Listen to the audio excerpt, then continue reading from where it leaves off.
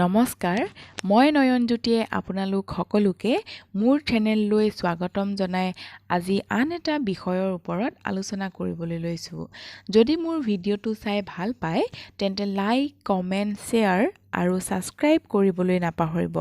লগতে কাষতে থকা বেল আইকনটো হিট কৰিবলৈ নাপাহৰিব যাতে আগন্তুক ভিডিঅ'সমূহৰ ন'টিফিকেশ্যন আগতীয়াকৈ পাব পাৰে। তেন্তে আহকচোন ভিডিঅ'টোৰ প্ৰধান বিষয়বস্তুৰ ফালে আগবাঢ়ো। আজি আলোচনা কৰিম সান্থাল বা চাওতাল বিদ্ৰোহৰ বিষয়ে। এই বিদ্ৰোহটো কেনেদৰে বা কি পৰিস্থিতিত কাৰ বিৰুদ্ধে আৰম্ভ হৈছিল তাৰ বিষয়ে আমি সহজ ভাষাত বুজিবলৈ চেষ্টা কৰিম। প্ৰথমে জানিব লাগিব সান্থালসকলনো কোন আছিল। তেওঁলোক আছিল ভাৰতৰ এটা জনজাতীয় গোষ্ঠী। তেওঁলোকৰ প্ৰধান বৃত্তি আছিল কৃষি, অৰ্থাৎ তেওঁলোকে ঝুম খেতিৰ লগত জড়িত আছিল আৰু পাহাৰৰ দাঁতি কাষৰীয়া বনাঞ্চলসমূহত তেওঁলোকৰ বাসস্থান আছিল। সান্থালসকলে সেই সময়ছোৱাৰ বিহাৰ, পশ্চিমবংগ, ভগলপুৰ, মুৰ্ছিদাবাদ আদি ঠাইসমূহত এই যি সান্থাল বিদ্ৰোহ, এই সান্থাল বিদ্ৰোহটোৱে সূত্ৰপাত হৈছিল বুলি ক'ব পাৰোঁ। 1855 চনৰ 30 জুন তাৰিখে অৰ্থাৎ 1855 জুন মাহত সান্থালসকলে ব্ৰিটিছৰ বিৰুদ্ধে তেওঁলোকৰ যি শোষণমূলক নীতি, সেই শোষণমূলক নীতি বা তেওঁলোকৰ শোষণ অত্যাচাৰৰ বিৰুদ্ধে মাত মাতি এই বিদ্ৰোহটো আৰম্ভ কৰিছিল। আৰু এই সান্থাল বা চাওতাল বিদ্ৰোহক ভাৰতৰ প্ৰেক্ষাপটত ভাৰতৰ প্ৰথমটো কৃষক বিদ্ৰোহ বুলিও ইয়াক কোৱা হয়। আৰু ইয়াৰ উপৰিও আমি ট্ৰাইবেল মুভমেণ্ট বুলিও ইয়াক ক'ব পাৰোঁ, জনজাতীয় বিদ্ৰোহ বুলিও আমি ক'ব পাৰোঁ। কিন্তু এতিয়া বুজিব লাগিব যে কেনেধৰণৰ পৰিস্থিতিত সান্থালসকলেনো ব্ৰিটিছৰ বিৰুদ্ধে বিদ্ৰোহটো কৰিব লগা হ'ল। ব্ৰিটিছ ঔপনিৱেশিক কালছোৱাত ব্ৰিটিছসকলৰ যি সম্প্ৰসাৰণবাদী নীতি আছিল, সেই নীতিৰ জৰিয়তে তেওঁলোকে এখনকৈ প্ৰদেশ তেওঁলোকৰ নিজৰ অধীনলৈ লৈ গৈছিল বা ব্ৰিটিছসকলে অধিকাৰ কৰিছিল। ইয়াৰ উপৰিও 1764 চনৰ 1764ত ব্ৰিটিছসকলে দেৱানী লাভ কৰিছিল আৰু ইয়াৰ লগে লগে তেওঁলোকে ৰাজহ সংগ্ৰহৰ অধিকাৰ লাভ কৰিছিল।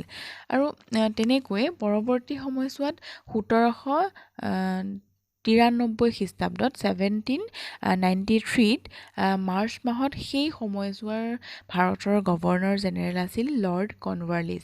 লৰ্ড কৰ্ণৱালিছে এখন ভূমি নীতি তেওঁ প্ৰৱৰ্তন কৰিছিল।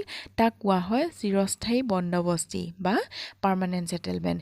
এই চিৰস্থায়ী বন্দবস্তি বা পাৰ্মানেণ্ট ছেটেলমেণ্ট নামৰ ভূমি নীতিখনৰ জৰিয়তে ভূমিৰ যি অধিকাৰ বা মাটিৰ যি অধিকাৰ, সেই অধিকাৰ জমিনদাৰসকলৰ হাতলৈ গৈছিল। অৰ্থাৎ জমিনদাৰসকলে কৃষকসকলৰ পৰা বাৰ্ষিক যি ৰাজহ, সেই ৰাজহ তেওঁলোকে সংগ্ৰহৰ দায়িত্ব পাইছিল।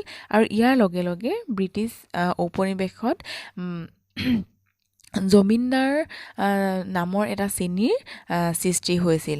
আৰু এই জমিনদাৰসকলে ব্ৰিটিছৰ হৈ তেওঁলোকে কাম কৰিছিল আৰু কৃষকসকলৰ পৰা তেওঁলোকে ৰাজহ সংগ্ৰহৰ দায়িত্ব অৰ্পণ কৰিছিল বা তেওঁলোকে ৰাজহ সংগ্ৰহৰ দায়িত্ব তেওঁলোকে পাইছিল। আৰু তাৰ লগে লগে যিসকল কৃষক আছিলে, সেই কৃষকসকলে তেওঁলোকে খেতি কৰা ভূমিৰ বাবদ বাৰ্ষিক ৰাজহ তেওঁলোকে পৰিশোধ কৰিব লাগিছিল ব্ৰিটিছসকলক। আৰু সেই ৰাজহটো তেওঁলোকে নগদ ধনেৰে দিব লাগিছিল, কেছ দিব লাগিছিল। আৰু তাৰ লগে লগে নগদ ধনেৰে পৰিশোধ কৰিব লগা হোৱা ৰাজহৰ বাবে ভাৰতৰ যিসকল কৃষক আছিল, সেই কৃষকসকলৰ অৰ্থনৈতিক অৱস্থা খুবেই বেয়াৰ ফালে পৰিণত হৈছিল, খুবেই বেয়া দিশে গৈছিল। আৰু ইয়াৰ লগে লগে আন এক শ্ৰেণীৰ সৃষ্টি হৈছিল ভাৰতীয় সমাজ ব্যৱস্থাত। সেইসকল আছিল মহাজন বা চাহুকাৰ্জ। অৰ্থাৎ মহাজন বা চাহুকাৰ্জসকলে ধন তেওঁলোকে ধাৰলৈ দিছিল, ঋণ তেওঁলোকে দিছিল আৰু সেই ঋণ কৃষকসকলে লৈ তেওঁলোকে বাৰ্ষিক ৰাজহ দিছিল। আৰু পৰৱৰ্তী সময়ছোৱাত সেই ৰাজহ তেওঁলোকে ঋণদাতাসকলক পৰিশোধ কৰিব নোৱাৰাত তেওঁলোকৰ জমিনদাৰসকলৰ বা মহাজনসকলৰ অত্যাচাৰ কৃষকসকলৰ পৰিয়ালে বা কৃষকসকলে ভোগ কৰিবলগীয়া হৈছিল।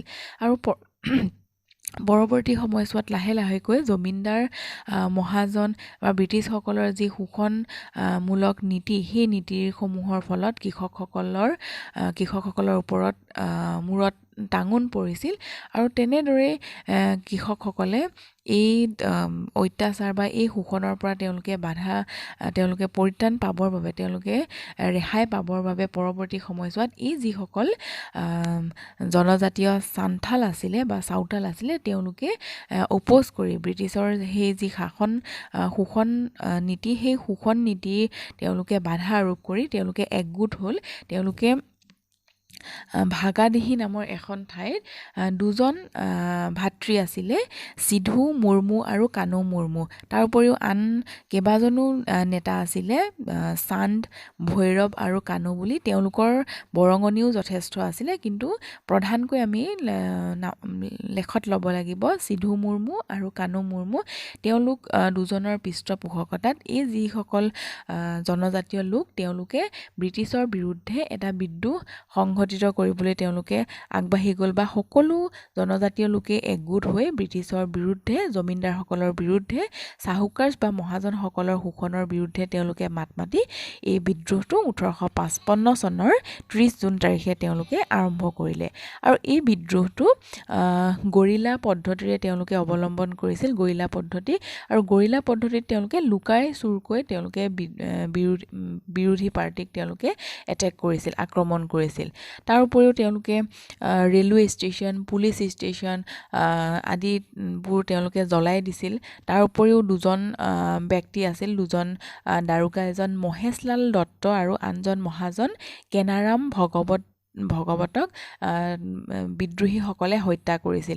আৰু ইয়াৰ লগে লগে ব্ৰিটিছৰ চিপাহী বা ব্ৰিটিছসকল শংকিত হৈ পৰিছিল যে যিহেতু পৰিস্থিতি ভয়াৱহ ৰূপ লৈছিল, তেনে পৰিস্থিতিত ব্ৰিটিছসকলে অতি কম সময়তে এই বিদ্ৰোহটো দমন কৰিবৰ বাবে তেওঁলোকে হেঁচা প্ৰয়োগ কৰি বিদ্ৰোহটো দমন কৰিছিল। আৰু যদিও যিসকল চান্থাল বিদ্ৰোহী আছিল, এই বিদ্ৰোহীসকলে বিদ্ৰোহটোত জয়লাভ নকৰিলে, কিন্তু তেওঁলোকে এটা সন্থাল পৰগনা বুলি পেলাই এটা পৰগনা, সেই যিসকল জনজাতীয় লোক আছিলে সেই লোকসকলৰ এলেকাসমূহত এটা সান্থাল পৰগনাৰ সৃষ্টি কৰি দিলে ব্ৰিটিছে। আৰু তাৰ উপৰিও এই এলেকাসমূহত, এই জনজাতীয় এলেকাসমূহত বাহিৰৰ কোনো বহিৰাগত জমিনদাৰ বা মহাজন যাতে ইয়াত প্ৰৱেশ কৰিব নোৱাৰে তাৰ ওপৰত এটা চোকা দৃষ্টি দিয়া হ'ল বা এটা নীতি ইয়াত আৰোপ কৰিলে। আৰু তাৰ লগে লগে এই বিদ্ৰোহটো 1856 চনৰ শেষৰ ফালে বিদ্ৰোহটো অৱসান ঘটিল বা শেষ হ'ল বুলি আমি ক'ব পাৰোঁ। আৰু এই বিদ্ৰোহত যথেষ্ট সংখ্যক বিদ্ৰোহীৰ প্ৰাণ গৈছিল। ইয়াত কমেও ইয়াতে 15,000 পৰা 20,000 ভাৰতীয় যিসকল জনজাতীয় সান্থাল জনজাতীয় লোক আছিল তেওঁলোকৰ মৃত্যু হৈছিল বুলি কোৱা হয়। আৰু তাৰ উপৰিও যি দুজন মুখ্য নেতা আছিল, সিধু মুৰ্মু আৰু কানু মুৰ্মু, এই দুইজনক ব্ৰিটিছৰ চিপাহীয়ে আটক কৰিছিল বা গ্ৰেপ্তাৰ কৰিছিল। আৰু পৰৱৰ্তী পৰ্যায়ত এনেকৈয়ে বিদ্ৰোহটো অন্ত পৰিছিল বুলি আমি ক'ব পাৰোঁ। এই বিদ্ৰোহটোৰ ইমানখিনিয়ে আছিল।